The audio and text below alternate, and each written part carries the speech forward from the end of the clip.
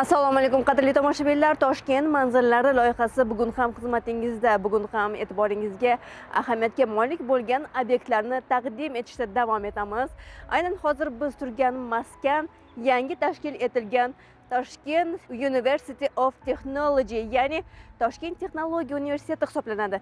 Mazkur universitet yaqin kelajakda energetika sohasidagi yetuk mutaxassislarni yetishtirib chiqarish uchun xizmat qiladi. Albatta bu yerdagi imkoniyat va sharoitlarni ko'rsatuv davomida e'tiboringizga havola etamiz. Ta'kidlashimiz kerakki, bugungi kunda haqiqatdan ham mana shu sohaga qaratilayotgan e'tibor yuqori darajada va bu universitet ham bejizga tashkil etilmagan. Demak, barcha sharoitlar, zamonaviy imkoniyatlarni o'zida mujassam etgan universitet bugun talabalarni qabul qilishga tayyor. Ko'rsatuv davomida mana shular haqida batafsil ma'lumot beramiz. Demak, bizni Toshkent telekanalida Toshkent manzillari loyihasida kuzatishda davom eting deymiz.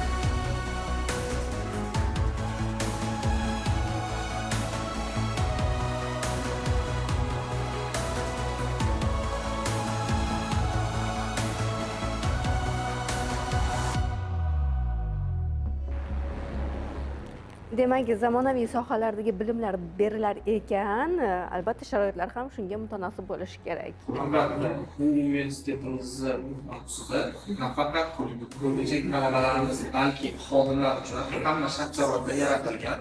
Bu yerda 100 dan ortiq xodim bir vaqtning o'zida ishlay oladi.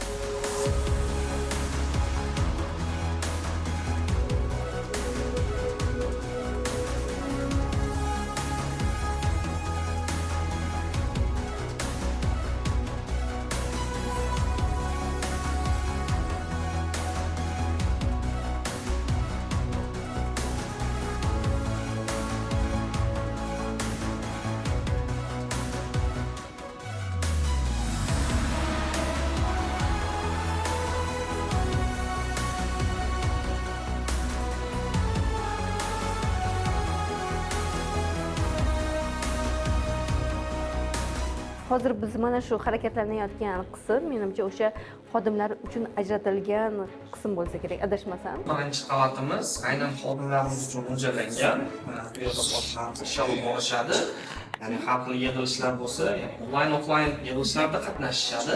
Talabalarimiz uchun ajratilgan joy ikkinchi qavat bo'ladi. Bu yer ham qaytadan talabalarni qulayligini o'ylagan holda qayta ta'mirlangan va eng yangi zamonaviy jihozlar bilan jihozlangan. Qadrli tomoshabinlar, albatta ko'rsatuv davomida biz sizga nafaqat talabalar uchun, balkim aynan xodimlar uchun ham yaratilgan sharoitlarni taqdim etamiz. Demak, hozir biz deyarli har bir xonada mana shunday zamonaviy texnologiyalar mavjudligini ham ko'ryapmiz.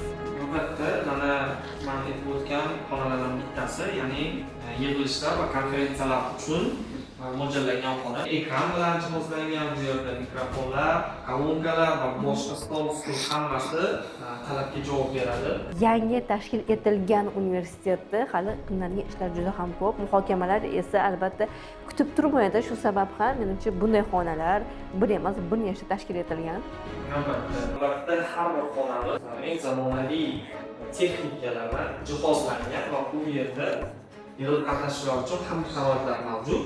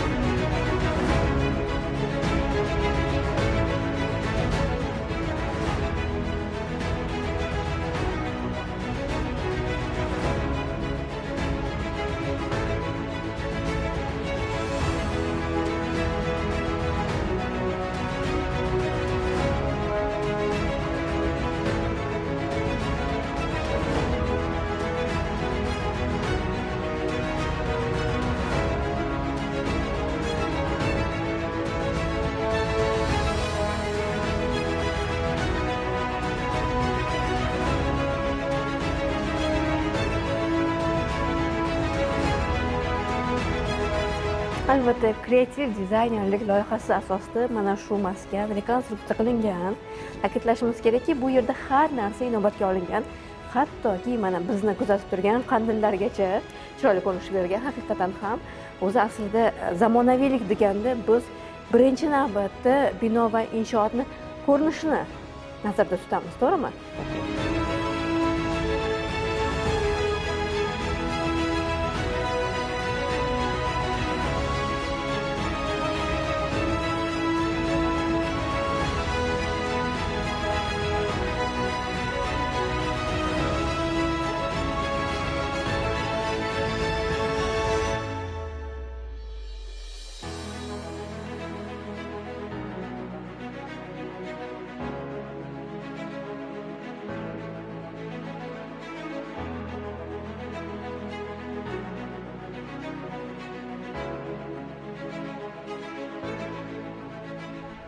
Haqiqatan ham kuzatish mumkinki, bu yerdagi auditoriyalarning barchasi zamonaviy texnologiyalar bilan jihozlangan xodim o'tiribdilar. So'raylikchi. Assalomu alaykum.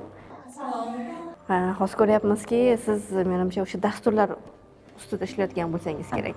Mana shu yerda talabalarga taqdim etiladigan bilimlar qaysi bir loyihalar asosida, qaysi dasturlar orqali taqdim etiladi?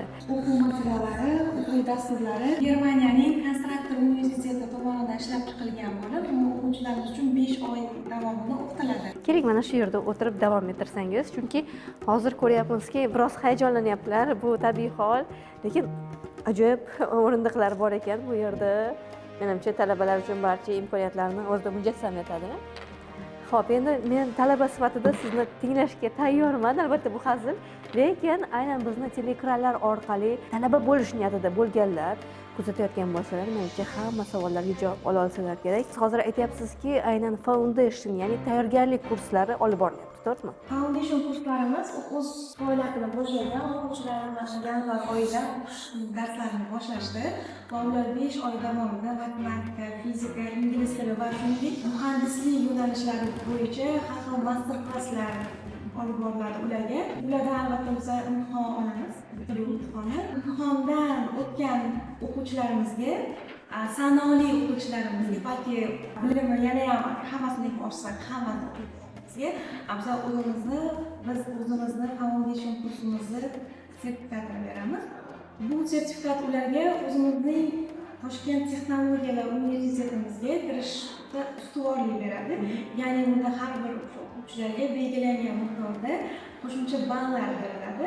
Bizning universitetimizga bakalavr yo'nalishi mana shu 2026-yilda qabulni boshlaydi va bu qabul davomida qabul qilingan barcha talabalar davlat granti asosida o'qish imkoniyatiga ega bo'ladi. Barchasi. O'zi necha nafar talabalarni qabul qilish rejasi bor? Qabul haqidagi savollarimizning javoblarini o'sha qabul vaqti boshlanishiga yaqin o'sha davlat tomonidan belgilab beriladi. O'sha kvotalar asosida qabul qilamiz. Va bundan tashqari o'sha o'quvchilarimiz, talabalarimiz uchun xorijiy davlatlar bilan yana ham o'quv dasturlarini akademik mobillikni rivojlantirish uchun hamkorlik ishlarimizni boshlab yuborganmiz. Masalan, Singapur, Xitoy Xalq Respublikasi, Buyuk Britaniya davlatlari bilan hamkorliklarimiz boshlangan va bu albatta talabalarimizga yana ham rivojlangan davlatlar amaliyotini ko'rib, O'zbekistonga foydasi tegadigan darajada xizmat qilishiga, foyda berishiga ishonamiz. Albatta har bir jarayonda o'zini me'yorlari, qonun-qoidalari bo'ladi. Talablar nimalardan iborat? Talablarimiz hozircha faqatgina akademik litseylarda, umumiy o'rta ta'lim maktablarini bitiruvchi sinflari bo'lishi kerak, ya'ni 11-sinflar, akademik litsey ikkinchi bosqich bitiruvchi o'quvchilar uchun mo'ljallangan. Bundan tashqari 2026-yilda universitetga topshirish istagida bo'lgan abituriyentlar uchun ham qabulimiz ochiq. Demak, faqatgina o'sha bilimlarni olib, o'sha 5 oy davomida kerakli bo'lgan bilimlarni olib boshqa universitetga topshirish emas, balki mana shu yerni o'ziga topshirib tayinlanish kerak, to'g'rimi? Faqatgina aynan bizning universitetga topshirishsin degan hech qanaqa shart yo'q. Talabalar va o'quvchilar o'zlari xohlagan universitetga topshirish imkoni bor. Albatta bu pulli asosdami, o'sha to'lovlari bormi buni? To'lovlari yo'q. Qayerda o'qish kursingiz mutlaqo davlat tomonidan qoplanadi. Shuningdek, bakalavriat yo'nalishlaringiz ham davlat granti asosida bo'ladi. Ya'ni barcha topshirgan talabalar imtihondan o'tgan holda davlat granti asosida o'qishadi. Albatta. Bu degani siz kelib imtihon topshirasiz, necha ball olishingizdan qat'iy nazar siz o'sha davlat grantida, ya'ni byudjetda o'qiysiz degani emas. Bu yerda ham o'sha raqobat bor. Raqobat bor. Eng yuqori ball olganlargina faqat mana shu universitetning talabasi bo'lish baxtiga muyassar bo'lishadi. Albatta shunaqa. Qadrli tomoshabinlar, albatta bu ma'lumotlar juda ham muhim. Sababi aynan davlat tomonidan sizni bilim olishingizga sarmoya tikilar ekan, bilingki, bu shunchaki sarmoya emas. Bu imkoniyatdan albatta unumli foydalanishingiz kerak. Buning uchun esa hozirdanoq harakatni qilishingiz kerak.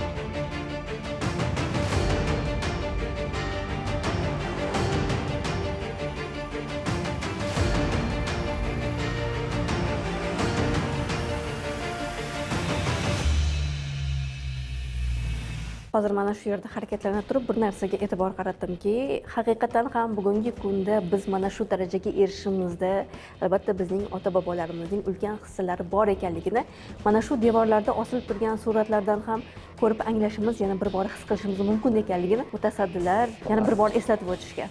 Ranglarni ko'ryapmiz, kreativ dizaynerlik loyihalari asosida har bir jihoz chiroyli ko'rinishga keltirib o'rnatilgan. Shunday, deyarli bu yerda har bir talaba uchun kompyuterlar, planshetlar, inputlar ajratilgan. Talaba ulardan bemalol foydalanishi mumkin. Wi-Fi'lar bor, Wi-Fi'ga ulanib, o'ziga darsga ilm olishi kerak bo'lgan ma'lumotlarni olishi, charchagan paytda bemalol dam olishi mumkin. Buning uchun ham sharoitlar bor. Albatta. Yana bir auditoriyani ko'ryapmiz. Bu boshqacharoq ko'rinishga ega bo'lgan auditoriya ekan. Talabalar uchun o'tirish o'rindiqlari bir boshqa shart tarzda taqdim etilgan ekan. Menimcha bu o'sha harakatlanadigan transformer ko'rinishdagi partalar bo'lsa kerak, to'g'rimi? To'g'ri, bu partalar juda ham qulaylikka ega. Bu partalar o'z o'rniga bu orqali o'quvchilarimiz kerakli so'zlarni joyiga ko'chirish, nuqtaga qurolni kirish uchun joylarni ko'rsatish mumkin. Albatta. Ajoyib konstruksiyaga ega bo'lgan mana shunday zamonaviy partalar menimcha o'z egalarini kutyapti. Mana shu yangi o'quv yilida talaba sifatida mana shu universitetga qabul qilingan yoshlar bu yerda o'tirib o'sha bilim olar ekanlar. Menimcha mana shu xonani o'zini sharoitini aytadigan bo'lsak, proyektor orqali taqdim etilgan o'sha ma'lumot materiallarini bajonini qabul qilishadi. Kerak bo'lganda o'zlari ham o'sha o'z bilimlarini ham namoyish eta olishadi. Hamma narsani shunchaki ekranda ko'rsatgan holda, holda ko'rsatish mumkin. Albatta, keyin talabalar ham o'z ishidan prezentatsiyalarini mana shu proyektlarga ulangan holda o'qilganligiga taqdim etish mumkin. Albatta, va shu bilan birgalikda aytish kerakki, o'sha ham quloq bilan tinglanadi, ham ko'z bilan o'sha jarayonlar ko'rib kuzatiladi.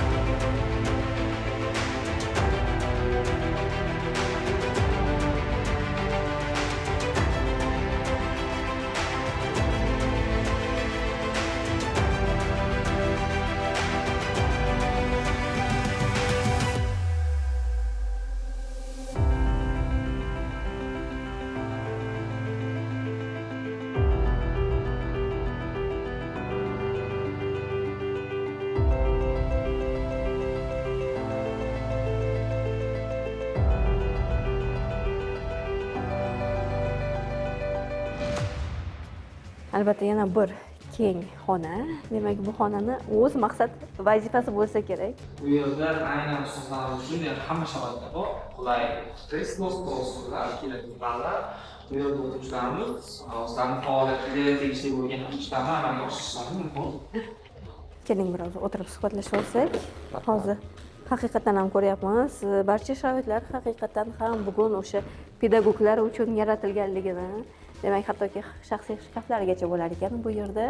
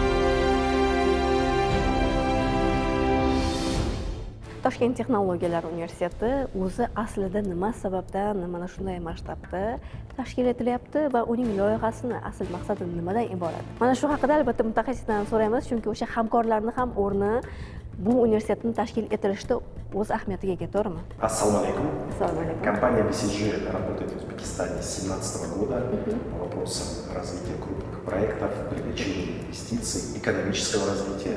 Для нас была большая честь принять приглашение руководства страны к участию в столь значимом проекте по созданию и запуску Ташкентского технологического университета. Данная инициатива, она нацелена на потребности, новые потребности развития экономики. Общаясь с инвесторами, международными компаниями, те, которые делают бизнес, планируют бизнес в Узбекистане, мы слышим, что на первом месте это всегда компетенции. И самое главное, это инженерные компетенции. То есть необходимы люди для проектов, которые смогут анализировать большие данные, заниматься робототехникой, проектировать и управлять сложными системами. То есть те компетенции, которые необходимы для реализации успешности этих проектов. И то, что мы видим сейчас, это то, что для молодежи открывается окно возможностей делать карьеру в секторах, которые подразумевают инженерные новые компетенции. И создание по инициативе руководства страны Ташкентского технологического университета, по сути, это для молодежи возможность принять участие и делать карьеру мирового уровня здесь, в стране Узбекистане, в технических специальностях.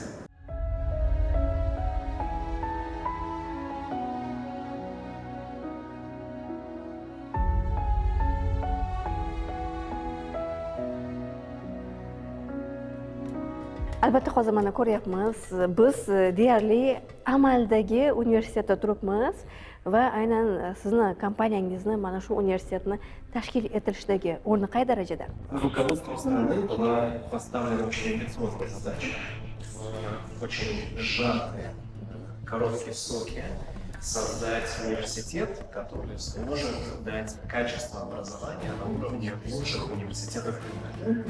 Наша одна из амбициозных задач — это уже в ближайшие 10 лет стать в топ-50 новых университетов мира. Мы приглашаем студентов вступить в вуз на первый курс на профессию инженера.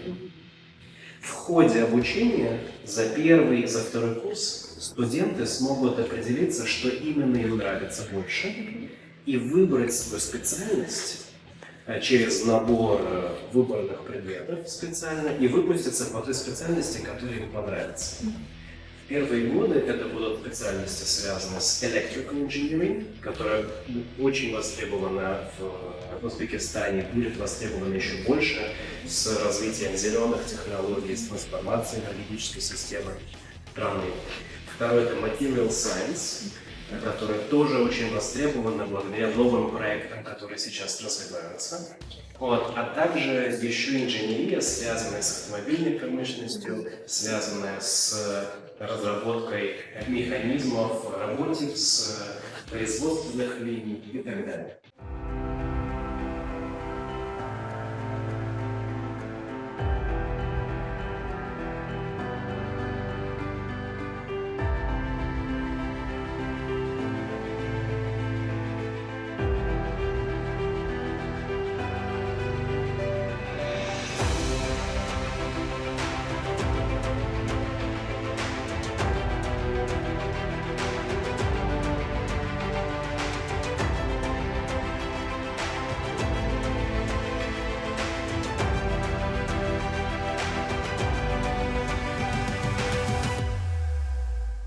Sizga hozir taqdim etayotganimiz bu mana shu kampusning bir qismigina xolos, lekin aynan umumiy kampus haqida nima deya olamiz? Qanday bir masshtabga ega bo'ladigan bir loyiha bo'lsa kerak bu?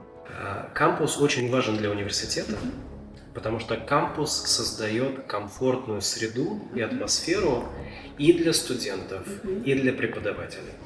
Нам очень важно, чтобы эта среда помогала креативному мышлению, помогала работе вместе, потому что ребятам предстоит работать над проектами, проводить здесь очень много времени. Поэтому мы много внимания уделили созданию кампуса. Он будет развиваться в несколько очередей. И первая очередь запущена уже сейчас. Здание, в котором мы находимся, сделано специально для программы Foundation, которая уже запущена, и уже студенты, точнее будущие студенты, сейчас старшеклассники, приходят к нам на занятия ежедневно для того, чтобы заниматься физикой, математикой, английским языком абсолютно бесплатно. Вот это пространство включает в себя порядка 15 кабинетов разного формата, разного размера, от небольших аудиторий для командной работы, где ребята будут собираться вместе для своих проектов, аудиторий, специально сделанных для изучения английского языка, и больших аудиторий для занятия физикой и математикой. Все оборудованы цифровым оборудованием, потому что наша программа сейчас читается в формате смешанного обучения. У нас есть преподаватель на месте, который ведет урок, а также есть цифровые материалы, которые ребята видят на панелях и видят у себя на планшетах. Каждому студенту выдается планшет на время занятия для того, чтобы готовить урок и следовать уроку со всеми необходимыми материалами.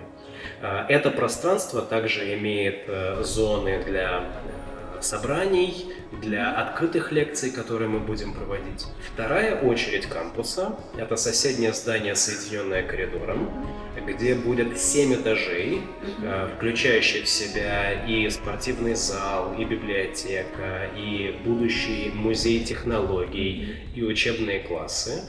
И все учебные классы будут оборудованы высокотехнологично для того, чтобы обеспечить вот этот смешанный формат обучения, когда у нас некоторые преподаватели могут подключаться удаленно, а кто-то будет преподавать здесь и сейчас.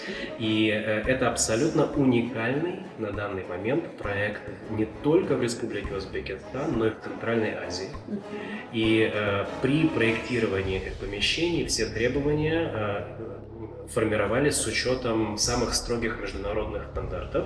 В основном мы брали стандарты американских колледжей, поэтому, когда вы гуляете по зданию, вы можете видеть двери такого типа, как мы часто привыкли видеть в американских фильмах. Да.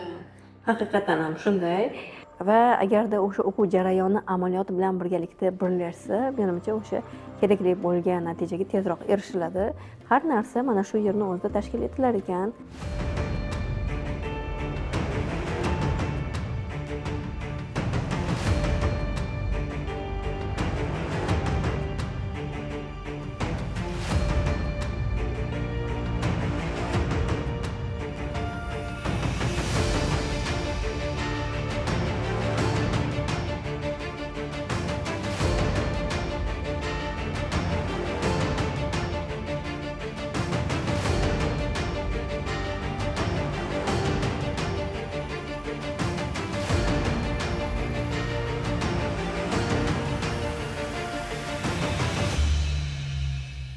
Мы разработали программу Foundation для Ташкентского государственного технического университета. Суть этой программы в том, что она является первой из Центральной Азии программой с полностью цифровым обучением. У нас есть, значит, две вещи, два элемента, которые являются цифровыми. Первый элемент — это планшет.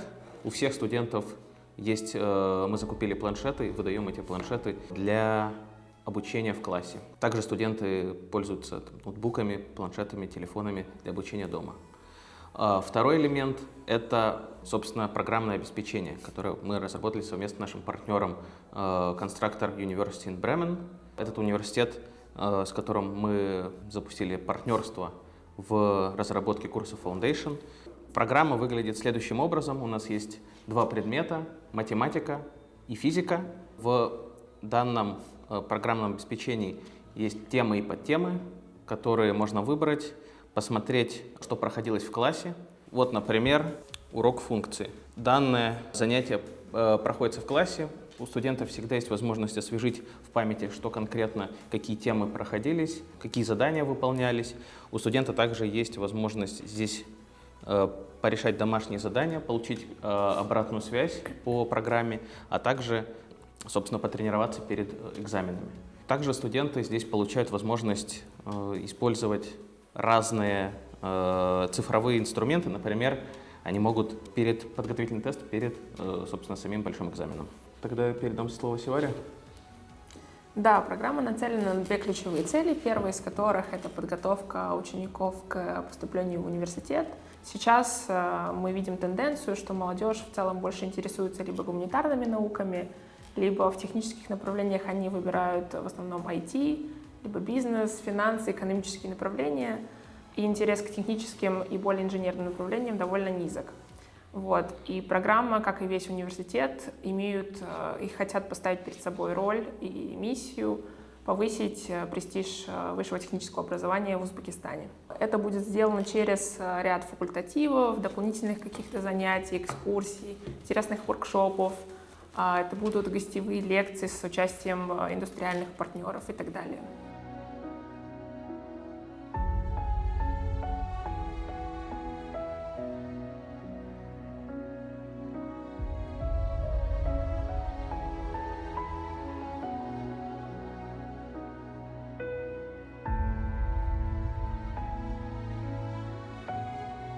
Mana qadrli tomoshabinlar, bugun ko'rsatuv davomida sizga yangi tashkil etilgan Toshkent Texnologiyalar universiteti haqidagi kerakli bo'lgan ma'lumotlarni taqdim etdik. Umid qilamizki, yangi o'quv yilida mana shu maskan talabalar bilan to'ladi va albatta berilayotgan barcha bilimlarni imkon qadar chuqurroq egallashga harakat qilishadi. Biz esa Toshkent manzillar loyihasining keyingi soniga qadar sizlar bilan xayrlashib qolamiz. Umid qilamizki, bugungi ma'lumotlarimiz sizni befarq qoldirmadi va mamlakatimizda ta'lim sifati yana ham oshadi va yuksaladi. Qadrli tomoshabinlar, Toshkent manzillar loyihasining keyingi soniga qadar salomat bo'ling deymiz. Albatta, yangi manzilda yangi ma'lumotlar bilan uchrashguncha omon bo'ling deymiz.